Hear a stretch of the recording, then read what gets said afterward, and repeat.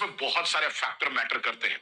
अब मैंने क्या किया, मैंने 2016 वाले क्लर्क का जो नंबर ऑफ वैकेंसी था, है ना, नंबर ऑफ कैंडिडेट्स जितने ने अटेंड किया, ठीक है, और उसका कट ऑफ कितना रहा, उसके बाद स्टेनोग्राफर का, कोर्ट रीडर का, सारे का मैंने कैलकुलेटिव एक डेटा जो है वो उसको एनालिसिस किया। प्रॉपर 2-3 दिन से मैं बैठ के यही कर रहा था।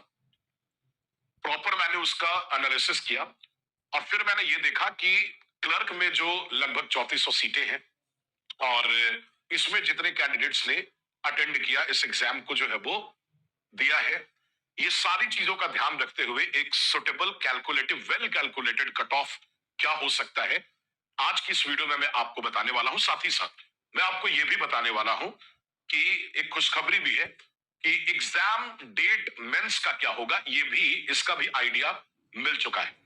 ठीक है, एक पॉसिबिलिटी मिल चुकी है, कि पॉसिबिलिटी नहीं कहिए, एक इंफॉर्मेशन कहिए जो हमें मिली है, वो मैं आप लोगों के सामने रखता हूं। और साथ ही साथ पीटी का रिजल्ट किस दिन आएगा ये भी मैं बताने वाला हूं। और जैसा कि आप लोगों को पता है कि जो भी मैं सूचना आप लोगों के सामने देता हूं, ये बहुत ही नाप तौल के, बहुत सोच समझ के, जस्टिफाई करके ही आप लोगों के सामने रखता हूं। तो वो सब कुछ मैं इस वीडियो में आप लोगों के सामने बताने जा रहा हूं। तो सबसे पहले हम लोग बात करते हैं कट ऑफ की। सबसे पहले हम लोग बात करते हैं कट ऑफ की।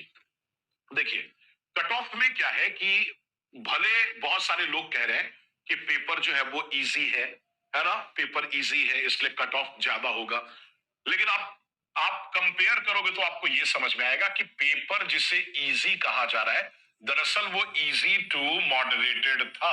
और एक बात का ध्यान और रखिएगा कि अगर पेपर इजी भी होता ना, तो लोग समझते हैं क्या कि पेपर आसान है, तो अपने लेवल के अकॉर्डिंग वो सोचते हैं कि मैंने तो इतना बना लिया, तो लगभग लोगों ने तो बनाया ही होगा, जो भी तैयारी करता होगा इतना तो बनाता ही होगा। और वो ये सोच के पहले ही एक साइकोलॉजी डेवलप कर लेते हैं कि कट ऑफ जो है वो क्या रहेगा, ज्यादा। और वो ये सोचते नहीं कि पेपर के का वेरिएशन कैसा है ना, मतलब पेपर में अलग अलग सवालों के बीच में लेवल के क्या अंतर है। वो होलसम में पेपर देखते हैं, परफॉर्मेंस वाइज पेपर नहीं देखते हैं। जबकि कैंडिडेट क्या करते हैं, इंडिविजुअल टॉपिक वाइज या सब्जेक्ट वाइज परफॉर्म करते हैं, और उसमें भी एंटोसाइनो पे अलग परफॉर्मेंस है उनकी, वन वर्ड सब्स्टिट्यूशन पे अलग परफॉर्मेंस है उनकी, हिंदी में अलग परफॉर्मेंस है, अनेक शब्दों के लिए एक शब्द में अलग परफॉर्मेंस है। तो इसलिए पूरे पेपर को एक व्यू पॉइंट पे लेके कट ऑफ डिक्लेयर कर देना सही नहीं होता है। ठीक है, तो पेपर का जो लेवल था वो हमारा क्या था, इजी टू मॉडरेटेड था। और इसको ध्यान में रखते हुए, प्रेजेंट कैंडिडेट्स के नंबर्स को ध्यान में रखते हुए, मैं आपको बताता हूं कि अनरिजर्व्ड कैटेगरी जो मेल है उनका जो कट ऑफ है वो 62 से 65 के बीच में रहेगा। फीमेल की अगर आप बात करें, देखिए सारी कैटेगरी में जो फीमेल की बात आप करेंगे तो फीमेल का जो स्कोर है वो 2 से 3 नंबर के अंतराल पे माना जाएगा सब में। मतलब यू आर फीमेल का देखिए तो 2-3 मार्क्स का जो है वो क्या लेगा, गैप लेगा, यानी उससे कम होगा।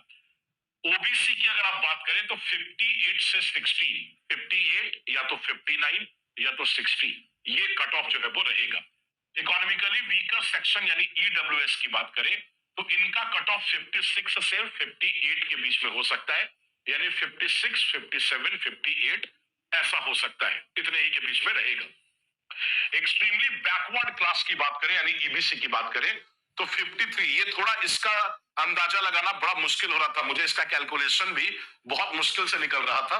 53 से 57 के बीच में अगर आ रहा है एक एक्सट्रीमली बैकवर्ड क्लास यानी ईबीसी का आ रहा है, तो समझ लीजिए कि सेफ जोन में है आप। ठीक है, और एससी और एसटी दोनों को मिला के मैं एक कट ऑफ बताता हूं, जितना लोग सोच रहे उतना कट ऑफ जाएगा नहीं। 47 से 51 के बीच में अगर आपका आ रहा है तो समझ लीजिए कि आप जो है वो खेल सकते हैं, आगे मेंस का गेम जो है वो प्ले कर सकते हैं। तो ये होल सम जो आप देख रहे हैं यही कट ऑफ जो है वो जाएगा लमसम में। बाकी अगर आप इसके थोड़े दाएं बाएं हैं तो भी आपके लिए एक पॉसिबिलिटी बनती है, एक चांस जो है वो बनता है। ठीक है, अच्छा अब ये तो बात हो गई कट ऑफ की कि एग्जैक्टली क्या कट ऑफ होगा। फीमेल 2-3 के अंतराल पे अपने स्कोर को रख के चेक कर सकते हैं, कोई दिक्कत नहीं है। ठीक है, कुछ इंपॉर्टेंट अपडेट्स हैं जिनको मैं बता दे रहा हूं। पीटी का जो रिजल्ट डेट है, देखिए अभी क्या है, जो एम्प्लॉय यूनियन है सिविल कोड का, उसने क्या किया है, उसने ये बोला है कि 16 तारीख से स्ट्राइक पे जाएंगे। जो पे लेवल 6 की जो डिमांड कर रहे हैं, क्योंकि ग्रेजुएशन लेवल पे सारे जितने भी पोस्ट है उनके लिए, तो उस संदर्भ में 16 तारीख से ये लोग जो है वो स्ट्राइक पे जाने वाले हैं। अगर 16 तारीख से स्ट्राइक पे चले गए, है ना, और ये स्ट्राइक कंटिन्यू कर गई, तब तो ये जो भी इंफॉर्मेशन है ये फेल हो जाएगी। लेकिन अगर वो लोग मान लीजिए स्ट्राइक पे गए, 17-18 तक उनका स्ट्राइक वापस हो गया, तब ऐसी परिस्थिति में ये इंफॉर्मेशन फॉलो किया जाएगा। सूचना बहुत हद तक अगर देखिएगा तो सोच समझ के पता करके ढंग से आप लोगों के सामने बोला जा रहा है। जैसे पहले की भी मेरी अनाउंसमेंट थी जो सही हुई थी, है ना। पीटी का जो रिजल्ट डेट है ये 16 से लेके 22 जनवरी के बीच में होगा। 16 तारीख से लेके 22 तारीख के बीच में पीटी का रिजल्ट आ जाएगा। बहुत जल्दी ये प्रोसेस करने वाला है, ठीक है।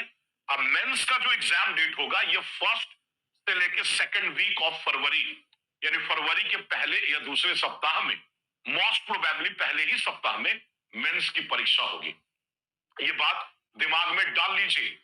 और हमेशा की तरह मैं एक बात फिर कहूंगा कि अगर आप ये बात पे ध्यान नहीं देते या लापरवाही दिखाते इसको लेके, तो जैसा मैंने क्लर्क के एग्जाम डेट का अनाउंसमेंट जब मैंने एग्जाम डेट आने से 1.5 महीने पहले आप लोगों को बोला था, उस वक्त भी मैंने यही कहा था, फिर बोलता हूं, ठीक है, कि अगर आप इस इंफॉर्मेशन को अवॉइड करते हैं तो आगे जाके खुद आप ये बात बोलिए कि मैंने ये गलती करी आपकी बात ना मान के।